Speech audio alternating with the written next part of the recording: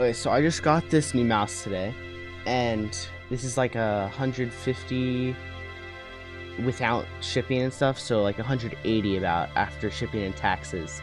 So this is the HSK Pro V2. It's like 8K is the highest polling rate.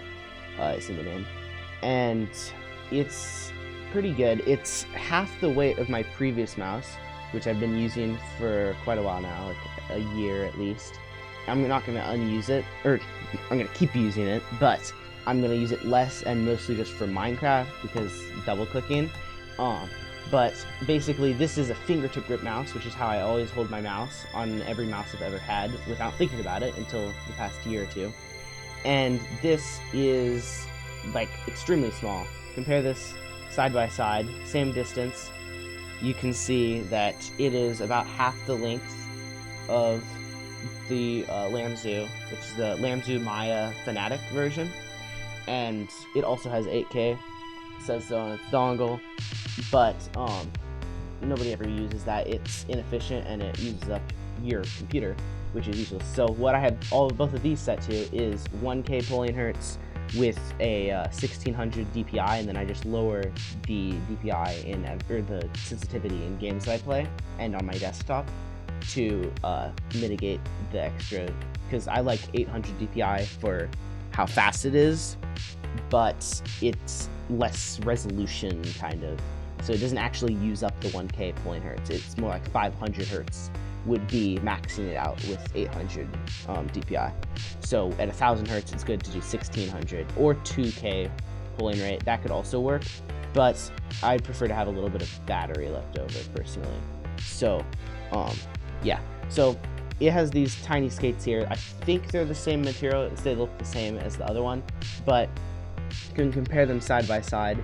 Like, there's so much less surface area, you know, just like a tiny bit on this, the 4 little dots. They came with this here, which can go, and you can see like the placement for them down the bottom, top. I don't think I'll be using these. Instead, what I'm going to do at some point is I'm going to replace these not very soon, because they also came with these, which will last me forever basically. But at some point I'm going to replace these skates, if I still use this mouse a long time, with Jade dot skates, which are slightly higher or less friction. But yeah, so then we have, so the mouse pad I'm using is the Fanatic, or not the Fanatic, the Artisan Ninja FX, the mid version of it, which is the most stiff to press on.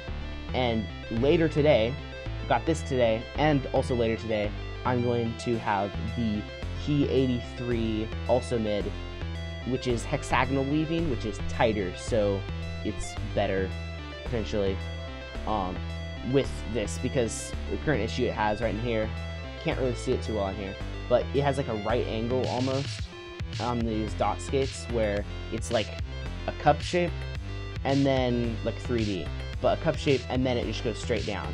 So that will wear away. Right now, if I go like this, very smooth, like extremely smooth. But if I start going fast, I can feel like a little bit of scratchiness. No matter if I'm like not pressing down at all, there's still a little bit of scratchiness. But the more I'm pressing down, the more scratchy it is. So there's like tiny bumps in here, which add to the issue, which will go away from grinding down. But they like tiny grooves and stuff between the weaving. But the Key 83 has tighter weaving, so it will mitigate that issue and make it more playable sooner. But yeah, so lower friction, lower weight, half the weight, I think, 20 something grams, which is 47. And yeah, so basically just better in general. And the mouse pad, the hexagonal one, Key 83, is a lot smoother, so it's very close to glass in terms of how like friction on it, and it also will be larger than this one. This is the smallest version available because I pressed the wrong button, even though they say on their website to make sure you have the correct one because there's no returns. But yeah, so it should be a lot better. And once I get used to this and used to the new mouse pad, then I will be able to aim a lot better, because the way that I'm currently aiming with this, because this has a lot of drag and the weight added together, both make it so that when I stop, I'm often, for the most part, relying on the mouse pad's friction to stop instead of having more control over it myself.